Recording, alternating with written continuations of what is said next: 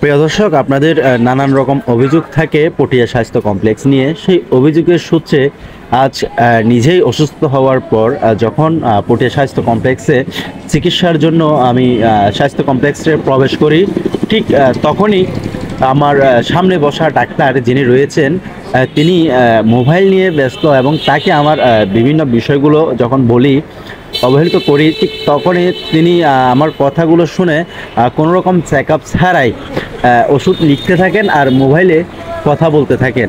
পারিবারিক কিংবা স্বজন কারো না কারোর সাথে কথা বলছে, ঠিক সেই সময়টার মধ্যে দিয়ে অনেক সময় আসলে পার করেও তিনি কোনো রকম আমাকে উনি বলছেন না যে এই বিষয়টি এরকম, এইরকম কোনো মন্তব্য না করে সোজাসুজি একটি প্রেসক্রিপশন লিখে উনি আমাকে দিয়ে দেন, এবং তার মোবাইল নিয়ে তিনি তার ব্যস্ততার সময়টি পার করছে। চারপাশে কিন্তু রোগীরা হা হা করছে। তো বাকিটা আপনাদের কমেন্টে জানিয়ে দিবেন। সেই স্বাস্থ্য কমপ্লেক্সে রোগীরা যেন তার স্বজন।